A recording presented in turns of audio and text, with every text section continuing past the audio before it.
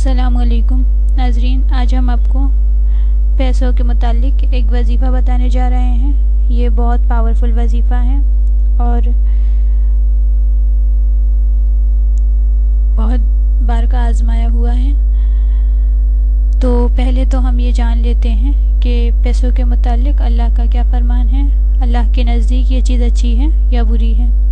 قرآن مجید میں اللہ تعالیٰ کا ارشاد ہے، اِنَّهُ لِحُبِّ الْخَيْرِ لَشَدِيدٌ۔ تو اس سے آپ کی سمجھ میں آ گیا ہوگا کہ جو پیسہ ہے وہ خیر ہے، یعنی اچھی چیز ہے، اور اگر یہ بری چیز ہوتی تو اللہ تعالیٰ یہاں شر کا لفظ استعمال کرتے۔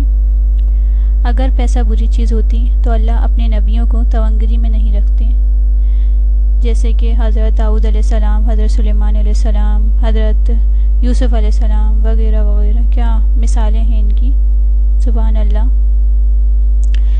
لیکن یہ بات ضرور ہے کہ پیسہ جو ہے وہ فتنہ ہے۔ پیسہ جب آتا ہے تو ہم فرعون بن جاتے ہیں۔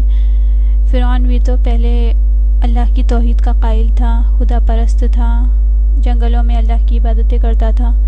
تو جب اس کو پیسہ ملا تو وہ کتنا متکبر ہو گیا، وہ اتنا متکبر کہ اس نے اپنے آپ کو اٹھا کے نعوذ باللہ خدا کی جگہ پر رکھ دیا، اور وہ کہنے لگا انا ربکم الاعلی، میں تمہارا بلند رب ہوں۔ تو سب لوگ تو ایسے نہیں ہوتے، بہت سے لوگ اچھے بھی ہوتے ہیں جن کی اچھی نیتیں ہوتی ہیں، جو یہ کہتے ہیں کہ اگر اللہ ہمیں دے گا تو ہم اللہ کے ضرورت مند لوگوں تک پہنچائیں گے، اور جب ان کے پاس پیسہ نہیں ہوتا تو وہ فکر مند رہتے ہیں، اور جب ان کے پاس پیسہ آ جاتا ہے تو وہ بہت زیادہ اللہ کو یاد کرنے لگتے ہیں، اس کی عبادت میں مصروف ہو جاتے ہیں۔ تو اگر ہم سلیمان علیہ السلام کی بات کریں تو انہوں نے بھی تو اللہ سے مانگا تھا، تو اتنا پیسہ ان کو یوں ہی تو نہیں مل گیا۔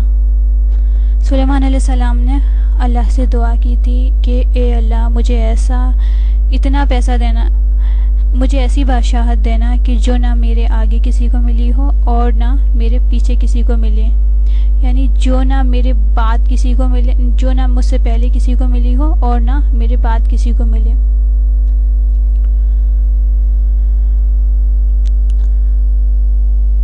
تو وہ بھی تو اللہ کے بندے تھے، جیسے کہ ہم اللہ کے بندے ہیں، تو ان میں اور ہم میں اتنا فرق کیوں؟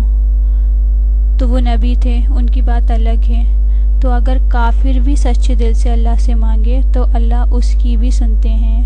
فرعون بھی تو اللہ سے مانگتا تھا، اللہ اس کی بھی سنتے تھے۔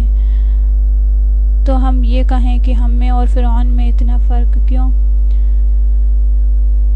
تو جو بھی دعا مانگیں آپ اللہ سے، جائز دعا مانگیں، اور جو بھی وظیفہ کریں اخلاص کے ساتھ کیجیے، کامل یقین کے ساتھ، اور سب سے بڑی بات دل سے مانگیے، کیونکہ دل سے نکلی دعا اثر رکھتی ہے، پر نہیں لیکن پرواز ضرور رکھتی ہے، کہ اس کے پر نہیں ہوتے لیکن اس کے باوجود وہ اڑنے کی طاقت اپنے اندر رکھتی ہے۔ تو اب ہم آپ کو پیسے کے لیے وظیفہ بتائیں گے۔ اس سے پہلے آپ چینل کو سبسکرائب کر دیجئے، ویڈیو کو لائک کر دیجئے، اور ہمارے ساتھ تبلیغ کے کام میں حصہ لینا چاہتے ہیں تو ویڈیو کو شیئر کیجئے اور ساتھ میں کمنٹس بھی کیجئے۔ وظیفہ اس طرح ہے کہ آپ کو اللہ کا ایک نام یا مغنی روزانہ 1267 مرتبہ پڑھنا ہے۔